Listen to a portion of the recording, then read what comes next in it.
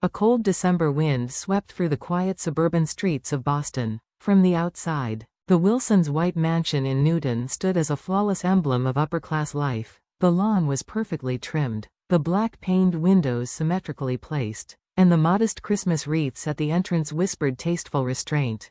But behind that polished facade, invisible fractures deepened with each passing day. "Mom, it's time for your blood pressure medication."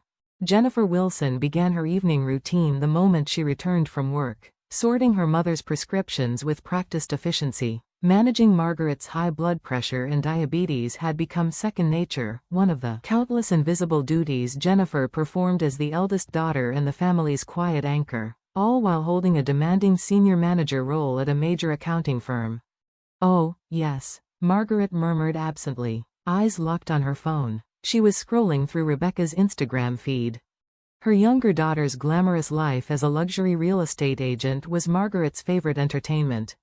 "I bought ingredients from Whole Foods, made sure to keep Dad's sodium low." "Oh, Jennifer, look at this. Rebecca just closed another gorgeous property." Margaret's face lit up, brimming with pride. "I see." Jennifer turned toward the kitchen, silently resuming her work. Lately, her father David's memory lapses had grown more frequent, making careful meal planning essential. She was halfway through chopping vegetables when the doorbell rang. "Excuse me, is this the Wilson residence?" She set down the knife at the sound of an unfamiliar male voice. "Yes, it is. Actually, this is about Ms. Rebecca's debt." Jennifer stepped outside, lowering her voice. "Please don't mention this to my parents. Just tell me the amount." It was the third time she had heard that line. Cleaning up the wreckage from her sister's gambling addiction had become her unspoken duty. She swallowed a sigh, already picturing her bank account shrinking again. Later, in her bedroom, Jennifer hunched over an Excel sheet, tracking property taxes, medical bills, maintenance costs, and, in red, Rebecca's debts. Fatigue blurred the numbers. Her phone lit up. "Are you working late again?" Michael Thompson, her colleague. "Yes, as usual," she typed, a faint smile touching her lips. Outside, the neighbors' Christmas lights twinkled against the dark sky. Christmas Eve arrived with quiet snow and a rare glow inside the Wilson home. Through the grand living room windows, sunlight glinted on fresh drifts. Jennifer, after weeks of preparation, was making final adjustments. An 8-foot tree hung with traditional ornaments, heirloom stockings over the fireplace, poinsettias brightening every corner. Honey-baked ham filled the air with a savory sweetness. The green bean casserole waited in the oven. On the table, her grandmother's Irish linen lay beneath her mother's prized bone china. "Perfect," she whispered, though something in her chest felt unsettled. Nat King Cole's voice drifted from the speakers. Her father came down the stairs in an unfamiliar Brooks Brothers suit, an expensive watch glinting on his wrist. Margaret followed in a jeweled dress, makeup carefully done. "I wonder if Rebecca will be arriving soon," Margaret said, unable to hide her excitement. Outside, a luxury car engine purred, followed by a horn. "She's here." Margaret all but ran to the door. Jennifer stayed in the kitchen as greetings filled the house.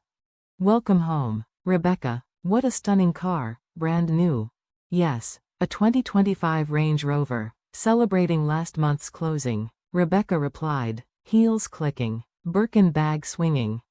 Her gaze swept the living room. "Who decorated the tree?" "Jennifer, as always." A bit old-fashioned. Celebrities hire professionals now." She began a glossy presentation on her tablet, photos of multi-million-dollar properties, parties with celebrities, champagne flutes raised in victory. Their parents were riveted. "Sales up 200% from last year," Rebecca announced. "Amazing, that's our daughter." They beamed. Jennifer kept her head down, setting the table. "Oh, I forgot to mention," Rebecca added, "I'm taking a 3-week Caribbean cruise next month." "How wonderful." Margaret sparkled. David hesitated. "Do you have the money for that?" "Of course. Plenty saved." Jennifer froze, remembering the debt she had paid just last week. Gift time came. For Rebecca, a luxury cruise ticket, the top suite. "You're our pride and joy," Margaret said, hugging her. For Jennifer, a paper bag. Inside, a broom, dustpan, rags, and a name tag that read housekeeper. This should be enough, right? Even gave you a name tag. David chuckled. Rebecca smirked. Margaret nodded in agreement. Jennifer placed the items neatly on the table. Thank you. I think I'll take a break. Upstairs, she pulled a suitcase from the closet, already packed, passport, bank book, certificates. She'd been ready for this moment. An envelope on her desk read simply, "Thank you for the 28 years." Snow fell outside as she slipped out the front door. The house glowed behind her, the Christmas tree a silent witness. In the taxi, she took one last look before sinking into the seat. "This is your new home," Michael said, handing her a set of keys. The 5-story brick building in Back Bay had a small courtyard and an air of quiet dignity. The apartment was bright, with large windows framing the old city, sparse furniture, but peaceful. "Thanks for everything you did this week," he said warmly. "They haven't noticed I'm gone," Jennifer replied, watching the snow fall. As she suspected, they hadn't noticed at all. Absence, as in years past. The Wilson household was likely still savoring the glow of Christmas, days filled with conversation centered around Rebecca's triumphs. But this time, the piece unraveled quickly. The first crack appeared as a small slip of paper, a notice that the home phone bill was past due. Normally, Jennifer would have paid it automatically. Then David Wilson noticed something else. Where are my medications? The weekly pill box, neatly divided by day and time, was missing from its usual spot. Jennifer had always kept it stocked, never letting a dose go astray. Without her, the system had collapsed overnight. In the kitchen, Margaret's meals no longer matched her strict diabetic requirements. Jennifer had once measured out every portion, balanced every nutrient, and kept sodium to the milligram. Without her, order dissolved into guesswork.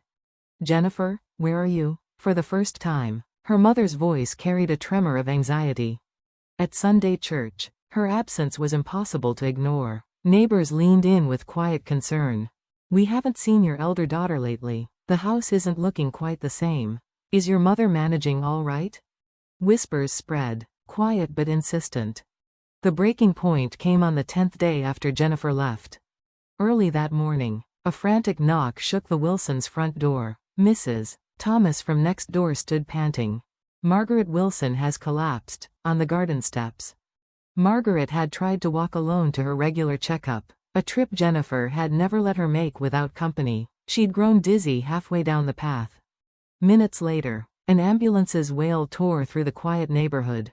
"Her blood pressure is dangerously high," the Newton Wellesley Hospital doctor said grimly. "Her diabetes is uncontrolled. Where are her family members? We've tried to reach her other daughter, but no luck." David exhaled heavily. The truth was, Rebecca had vanished 3 days earlier, selling her cruise tickets and disappearing without a trace. At Jennifer's new job, a receptionist came to her desk. "Miss Wilson, there's a call for you, someone from a real estate company asking about Rebecca." Jennifer's eyes closed for a moment. "Put them through." The voice that followed was her sister's supervisor. "I'm afraid we've uncovered something serious. Rebecca has been embezzling client deposits. The sum is significant, and most of it went into gambling. Do you have any idea where she is?" Jennifer didn't. That night, stretched out on her bed in her small Back Bay apartment, she stared at her phone. Messages from her parents went unanswered. Rebecca's Instagram had been wiped clean. A text from Michael appeared. "Are you okay?" "Yes, just thinking about some things." Snow was falling again outside when her phone rang. "Jennifer?" Her mother's voice trembled. "Where are you? Please come back." In the background, her father's voice broke in. "Please, come home." Her mother began to sob.